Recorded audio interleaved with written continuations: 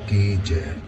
ओम या देवी सर्वभूतेषु शारदे रूपेण संस्थिता नमस्तस्यै नमस्तस्यै नमस्तस्यै नमो नमः। आज माँ सरस्वती कलाकार समिति के द्वारा जो पिछले कई वर्ष से तो मैं व्यक्तिगत रूप से यहाँ पर आकर मेरा सौभाग्य है कि वसंत पंचमी पर माँ सरस्वती के निमित्त ये जो कार्यक्रम रखा जाता है, अनुष्ठान रखा जाता है, इसकी ज्योति प्रचंड का जो परमात्मा मेरे ऊपर कृपा करता है। और ये सरस्वती माँ है क्या? सरस्वती माँ हमारे शरीर की सुंदरता है। शरीर की सुंदरता किसके साथ बनती है? आपका शरीर बड़ा हष्ट पुष्ट है, लेकिन अगर चेहरा लटका हुआ है ना तो शरीर की सुंदरता नजर नहीं आएगी। माँ मुस्कुराहट देती है, ये सरस्वती माँ है। और माँ शिक्षा देती है। माँ सिर्फ शिक्षा नहीं देती, ध्यान रखना। अगर आप विचार करेंगे ना, हर आदमी कई बार कह देता है कि शिक्षा सर्वोपरि है। नहीं, शिक्षा के साथ साथ माँ सद्बुद्धि देती है। अगर माँ सिर्फ शिक्षादायिनी हो तो वो जो लोग पायलट ऐसे हैं दुर्बुद्धि वाले, जो हवाई जहाज चलाकर किसी टावर में जाकर मार देते हैं आतंकवादी गतिविधियों के कारण, उन्होंने भी तो शिक्षा प्राप्त की हुई है। बड़े बड़े उग्रवादियों ने भी तो, आतंकवादियों ने भी तो, जिनकी मानसिकता नेगेटिव चलती है, उन्होंने भी तो शिक्षा प्राप्त की हुई है।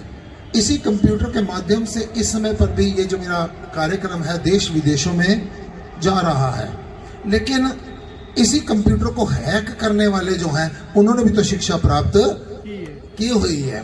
खाली शिक्षा नहीं, शिक्षा से भला होने वाला नहीं। आज के कल्चर में होता क्या है, माँ बाप अपने बच्चों को बहुत शिक्षा देते हैं, बहुत शिक्षा देके वो विदेशों में पढ़ने चले जाते हैं और यहाँ पर माँ बाप को वृद्ध आश्रम में रहना पड़ता है। ये भी तो शिक्षा का ही एक परिणाम है ना। शिक्षा के साथ साथ सरस्वती माँ सद्बुद्धि देती है। कभी भी जीवन में, पहली बात तो मैं कहता हूँ कि परमात्मा से कुछ नहीं मांगना चाहिए, फिर भी आदत पड़ी हुई है ना भीख मांगने की। कभी मांगना ही हो तो या देवी सर्वभूतेषु शांति रूपेण संस्थिता, प्रभु हमारे को शांति देना। अरबों रुपया किसी के पास हो ना, आपकी नजर में कोई आदमी बहुत ज्यादा विद्वान हो, बहुत गुणवान हो, बलवान हो, बहुत धनवान हो, एक हफ्ता उसके साथ रहकर देखना वो उतना ही परेशान भी रहता है। लेकिन परमात्मा से मांगिए तो कभी भी कि प्रभु हमारे को शांति देना। और शांति कहाँ से मिलती है? शांति मिलती है आदमी को जब सद्बुद्धि होती है। तो सद्बुद्धि देने वाला कौन है? वो हमारी माँ सरस्वती है, माँ शारदे है। अतः मैं परम पिता परमेश्वर के चरणों में खड़ा होकर जब मैं कहता हूँ ना मैं कुछ मांगने लगा हूं तो मेरे को अच्छा नहीं लगता मेरी जुबान से कि मांगना क्या है। कर्म करो ना, मांगने से अच्छा कर्म करो। एक आदमी मांगता है, जब तक कर्म अच्छे नहीं होते परमात्मा नहीं देता है। दूसरा आदमी कर्म करता है तो परमात्मा को ना चाहकर भी देना पड़ता है। अतः मेरा धीरज हलचल मन्नू जी, परम आदरणीय फग्गू घराना के परमाध्यक्ष महंत सतपाल मेहरा जी और जितने भी ये युवा खड़े हैं ना, बड़ी मेहनत से लगते हैं। मेरे को बड़ी प्रसन्नता होती है आप लोगों को देख करना। छोटे छोटे ये वानर सेना, छोटी छोटी ये हनुमान की सेना, सेवादारों की सेना, जिस तन से, जिस मन से, मन की भी स्वच्छता देती है सरस्वती, तन की भी स्वच्छता देती है सरस्वती, विचारों की स्वच्छता देती है सरस्वती, और उसी की साधना करते हैं, आराधना करते हैं। और हम सब लोग ये संगीत से जुड़े हुए हैं और माँ संगीत की दायिनी है। माँ के हाथ में क्या है? वीणा। और वीणा क्या संदेश देती है? अगर कोई म्यूजिशियन हो ना इनमें, तो म्यूजिशियन जो होते हैं उनके हाथ में वीणा दीजिए, वीणा दीजिए। वीणा अगर ढीली होगी ना तो सुंदर स्वर नहीं निकलेंगे, और वीणा अगर टाइट होगी बहुत ज्यादा तो तार टूट जाएंगे। वीणा को मध्यम रखा जाता है। ठीक जिंदगी में बोता पला ना बोलना, बोती पली ना चुप, बोता पला ना मी वस्से, बोती पली ना धूप। किसी चीज की भी अति जो होती है वो अच्छी नहीं होती। मध्यम में रहिए, जीवन को आनंद से व्यतीत कीजिए। मेरी हार्दिक शुभकामनाएं। जब कभी भी आप मुझको सेवा का किसी प्रकार का भी मौका देंगे ना, इस अपने प्यारे बच्चों के साथ धीरज हलचल हमारे पास समय समय पर आकर गरीब लोगों को राशन बांटना हो, गंगाराम हॉस्पिटल के मालिक की वो मेडिकल डायरेक्टर की पत्नी का देहांत हो गया कोरोना में, उसका संस्कार करना था। धीरज ने कहा महाराज जी मैं चल रहा हूँ ना आपके साथ। धीरज मेरे साथ गया, बहुत सेवाएं इसने की। मन्नू जी हमारे पास समय समय पर ये सारे बच्चे आते रहते। मैं आप सबको सह स्नेह निमंत्रण देता हूँ, किसी दिन भी जिस दिन आपको उपयुक्त लगे एक दिन आकर श्री राज माता झंडे वाला मंदिर में आप आकर श्री सुंदरकांड जी का पाठ कीजिएगा। हार्दिक शुभकामनाएं। आपका कार्यक्रम बड़ा आनंदमय रूप से संपूर्णता को प्राप्त हो। जय माता दी। रामचंद्र की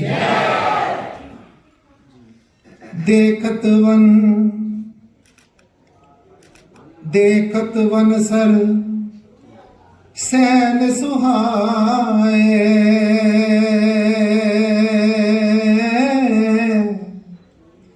देखत वन सर सैन सुहाए, वाल्मीकि आश्रम प्रभु आए। राम राम राम राम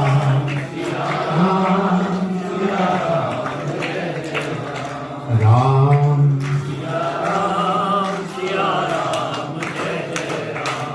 बोलो राम। तो आज श्री रघुनाथ मंदिर के प्रांगण में और श्री रघुनाथ मंदिर कृष्णानगर परिसर में कुछ मूर्तियों की स्थापना के अवसर पर हमारे पूजनीय आदरणीय विद्यार्थी जी, संत समाज, इस संस्था से संबंधित, सनातन से संबंधित हमारे प्रेमी जन कपूर साहब, रोहित जी, बख्शी जी, गौड़ साहब पहली बार मंच संचालन कर रहे हैं, बड़ा अच्छा कर रहे हैं। तालियां आप लोगों से इतनी अपेक्षा करते हैं, कुछ नहीं चाहिए, हमारे लिए नहीं चाहिए। हम तो कहते हैं सिर्फ सबका उत्साहवर्धन के लिए समय समय पर तालियां बजा दिया कीजिए। गौड़ साहब, हमारे राजन जी, और अगर किसी का नाम बोलने से मैं वंचित रह गया हूं मेरे को माफ करना, क्योंकि होता क्या है कि चाहे निराकार हो साकार हो, सिर्फ नाम से ही प्राप्त किया जाता है। अगर कोई नाम के लिए भी कोई सेवा कर रहा हो ना, कोई बुराई नहीं है किसी चीज की। कोई कहे ना कि नाम तो आना चाहिए, तो कभी बुराई मत समझ लेना कि नाम के लिए कर रहा है, क्योंकि होता क्या है, कुछ दिन आप जब नाम के लिए करेंगे ना, वो कब राम के लिए हो जाएगा आपको पता ही नहीं चलेगा। प्रारंभिक काल, शैशव काल में जब हम लगे थे ना, हम भी शायद नाम के लिए लगे थे, हम भी शायद यश के लिए लगे थे, और फिर धीरे धीरे क्या हुआ, विचार क्या बन गया। पंजाबी समझते हैं आप लोग? भज्जी फिर दी फकीरा पीछे माया। पहले हम नाम के पीछे थे। असत्य भाषण नहीं करूंगा कि आप लोगों को कोई कहे ना यश प्राप्ति के लिए मत जाओ, मैं आपसे कहूंगा सत्संग में सोने के लिए जाते हो तो सोने के लिए भी चले जाओ। अगर सत्संग में नींद आती है ना, तब भी चले जाओ। सत्संग में यश प्राप्ति के लिए जाते हो ना, चले जाओ। सत्संग में ये साउंड वाले आते हैं, ऑर्केस्ट्रा वाले आते हैं, वो सिर्फ धन उपार्जन के लिए आते हैं ना, चले जाओ। लेकिन थोड़े दिनों बाद होगा क्या, सारे मकसद खत्म हो जाएंगे, केवल एक राम रह जाएगा।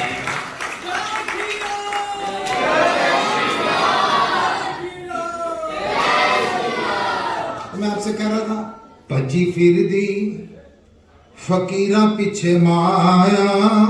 क्यों? फकीर भजन रब दे पीछे, भज्जी फिर दी फकीरा पीछे माया। क्यों? फकीर भजन रब दे पीछे ओदा खेल समझना आया, ओदा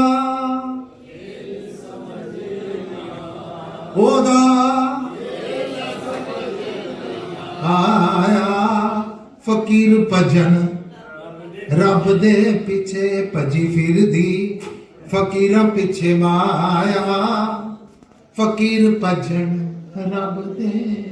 तो आज सनातन धर्म का कोई भी कार्य हो आनंद देता है, लेकिन सबसे ज्यादा आनंद का विषय मुझको ये लगा कि जब बख्शी जी, गौड़ साहब, कपूर साहब मेरे पास आए या फोन पर बात की पहले इन्होंने कि हम वाल्मीकि जी की मूर्ति स्थापित कर रहे हैं, मेरे मन को बड़ा आनंद आया, बहुत हर्ष हुआ कि जैसे रामलला की स्थापना तो हो गई, लेकिन अब हम राम राज्य की तरफ बढ़ने लगे हैं। खाली रामलला की मूर्ति स्थापना से हमारा मकसद पूरा नहीं होगा, मकसद हमारा है राम राज्य की स्थापना हो। और राम राज्य की स्थापना कब होगी? सबसे पहले दुश्मनों ने हमारे बड़ी चालाकी का काम किया, दुश्मनों ने हमारे बड़ी चालाकी का काम किया, हमारे को जात पात में बांट दिया। और वाल्मीकि जी की मूर्ति की स्थापना, उस विषय पर कहूंगा। वो एक कबीर साहब की एक छोटी सी बात आती है, एक राम दशरथ का बेटा, एक राम घट घट में लेटा, राम राम जय जय राम,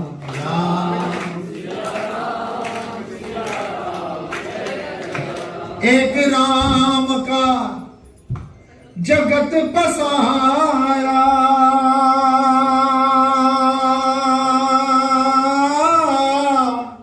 और एक राम है सबसे न्यारा, राम फिर क्या जरा राम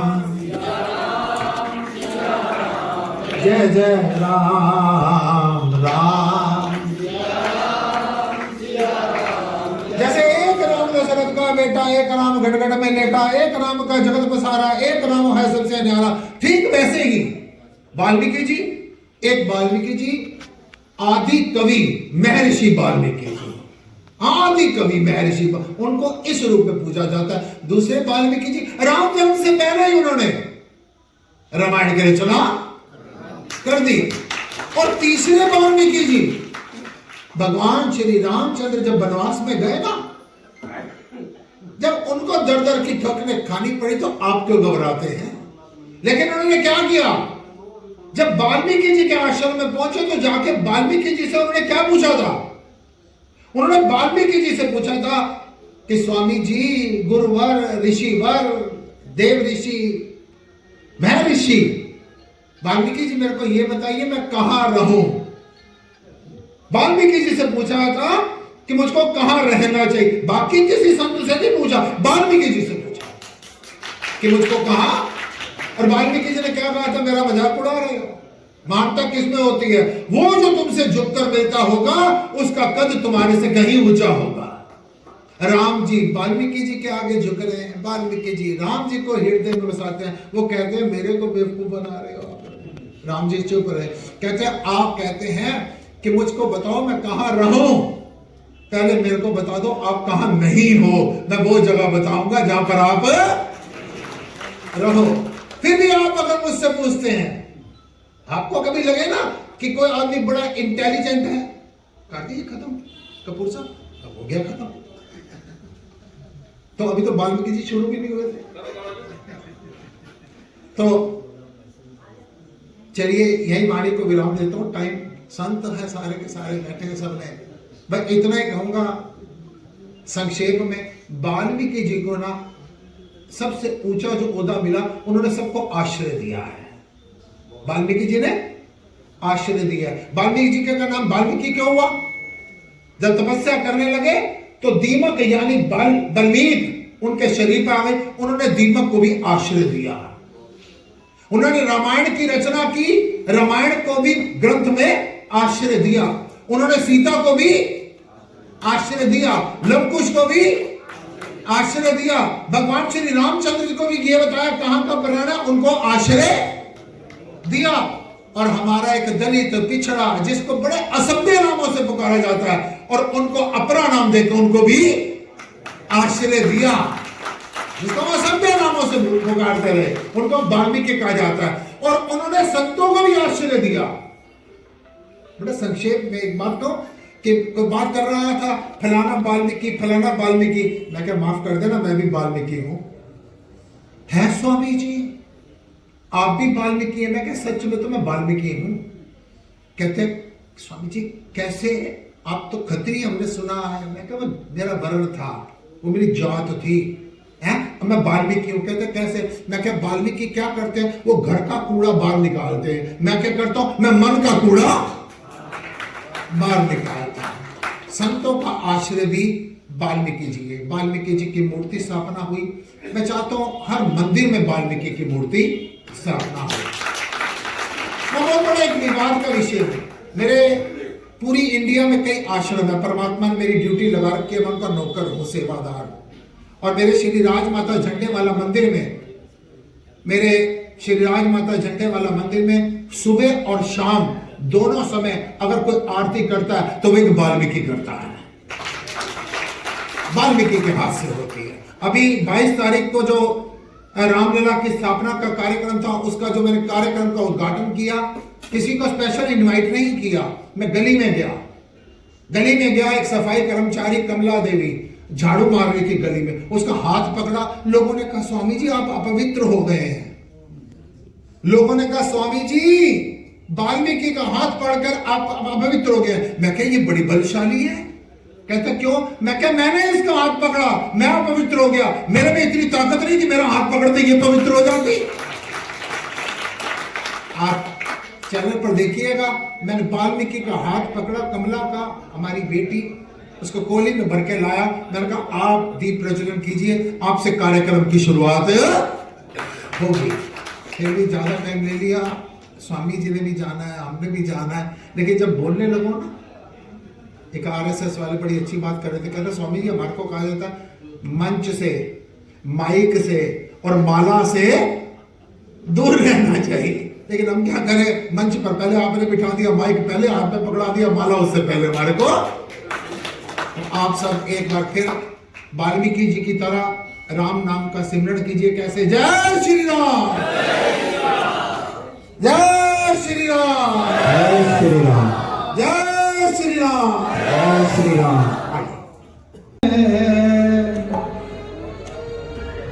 संत मिलन को जाइए, तज माया अभिमान।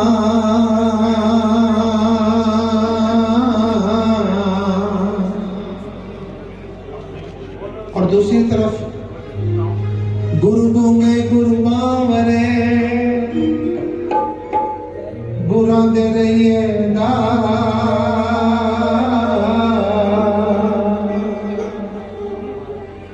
और तीसरी तरफ करता करे न कर सके,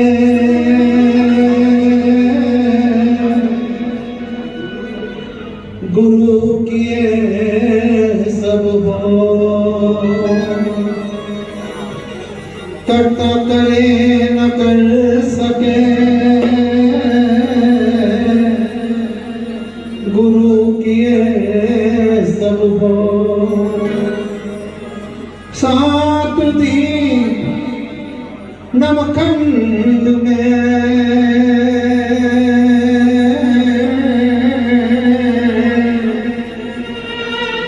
गुरु से बड़ा न को। सात दीप नमखंड में, गुरु से बड़ा न को। बोलिए श्री सद्गुरुदेव भगवान की जय। जितनी उपस्थिति है ना, मेरे को लग रहा है प्रदीप ने या हम लोगों ने या किसान आंदोलन ने या जाम ने लेट कर दिया है। आपको शरीर की ऊर्जा की इस समय जरूरत है, यानी भोजन की जरूरत है। अगर आपको ऐसा नहीं है ना, तो आइए आत्मा की थोड़ी सी दवाई ले लीजिए। और आत्मा की दवा होती है भजन करो। और आत्मा का पोषण करने के लिए, आत्मा को बल देने के लिए, आत्म बल के लिए जितनी संगत बैठी है मिलके कहिए जय माता दी। किसी बेटी के पास भी माइक है, हाँ फिर लिखे जय माता दी। आज बसंत पंचमी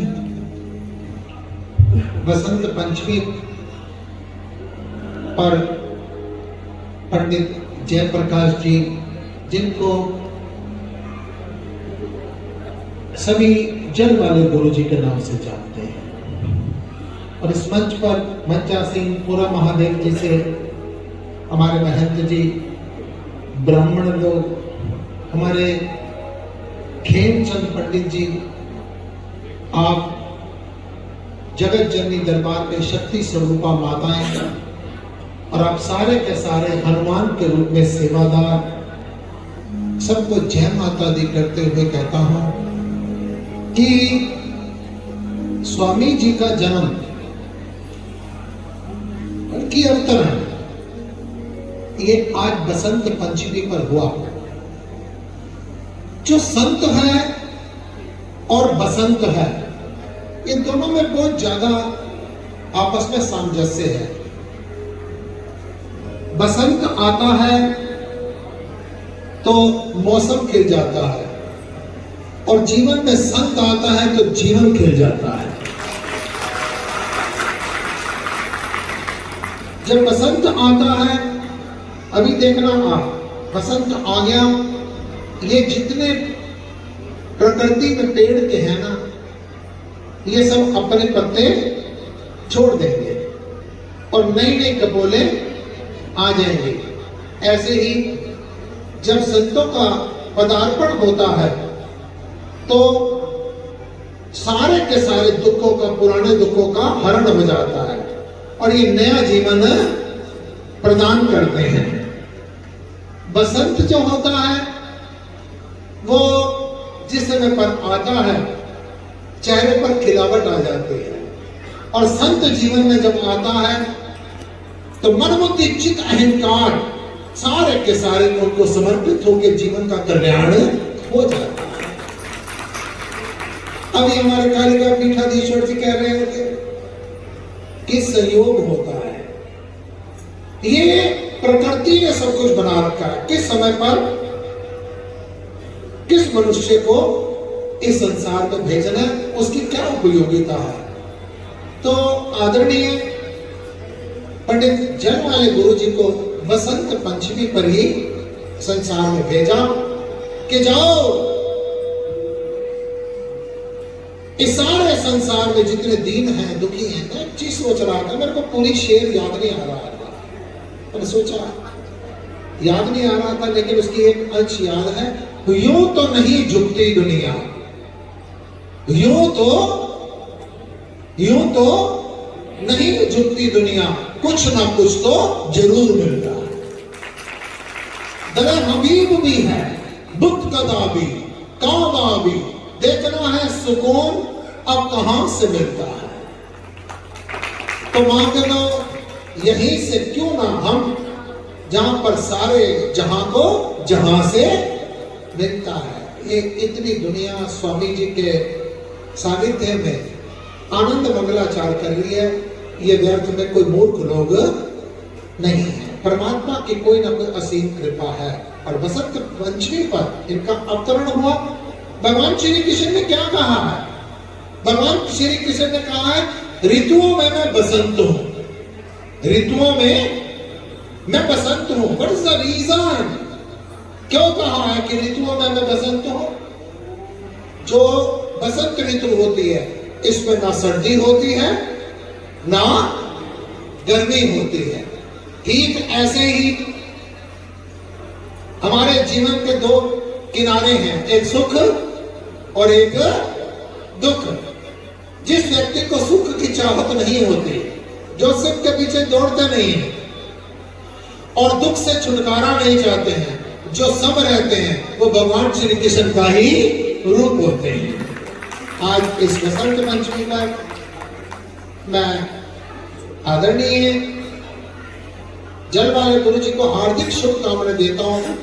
परमात्मा कई बार इनको देखा, कई बार अपने कार्यक्रम में भी बुलाया, तो मैंने देखा था एक बार महाराज जी की तबीयत खराब थी। उस तबीयत खराब का मतलब क्या होता है? अगर मूर्ख लोग तो कहेंगे कि बाबा जी सबकी तबीयत ठीक कर रहे हैं, अपनी तबीयत इनकी खराब है।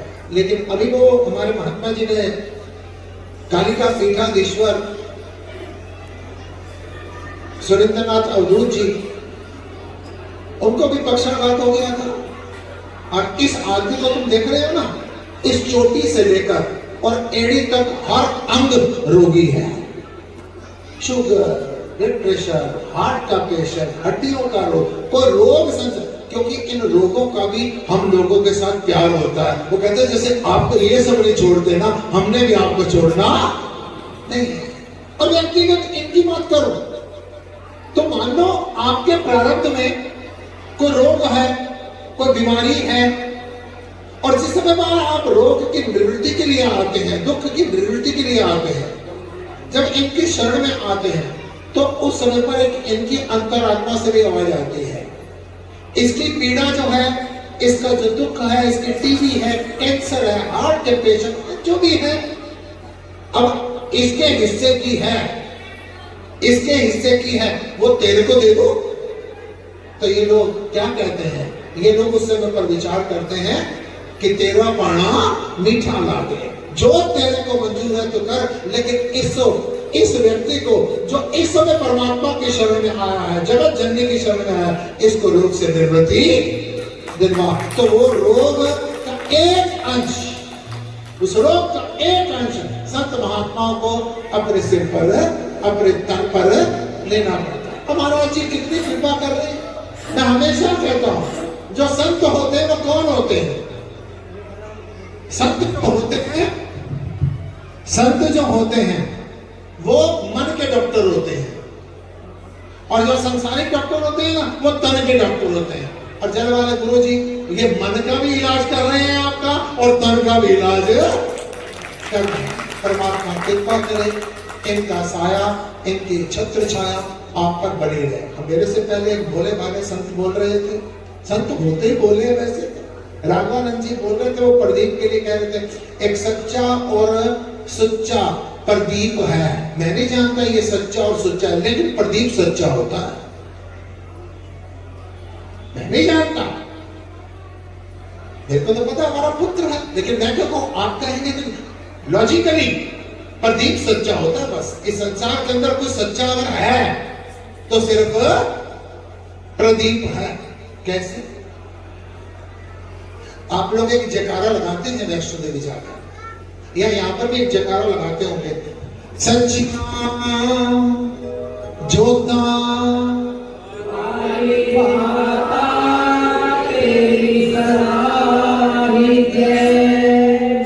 प्लीज रिपीट कीजिए जरा। सच्चिया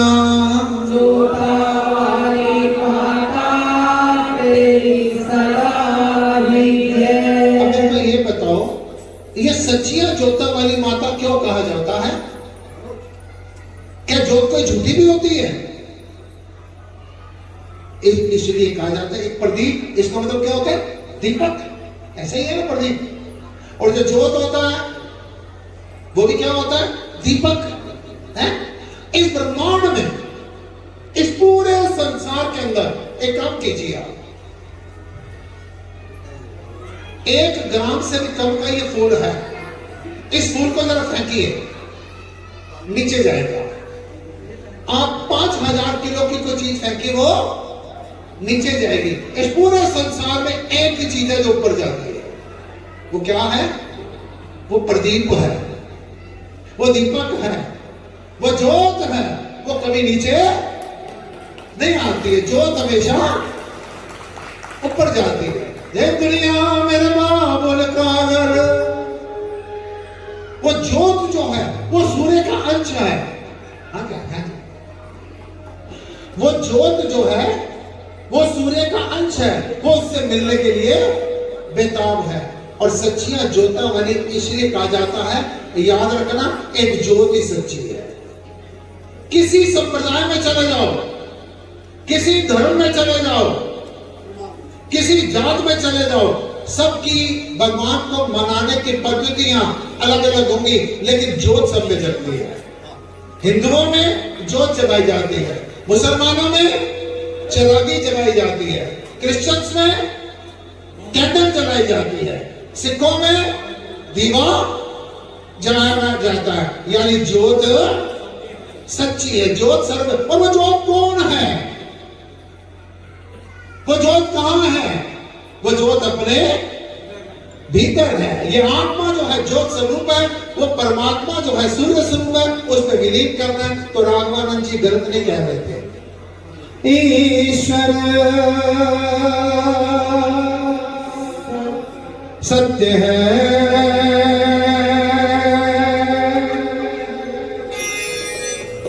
सत्य ही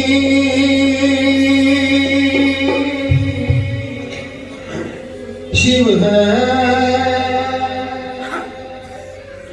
शिव ही सुंदर है। जागो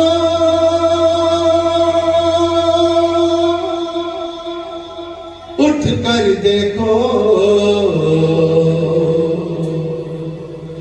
जीवन जो तुझा कर है। मिलके कहिए, सत्यम शिवम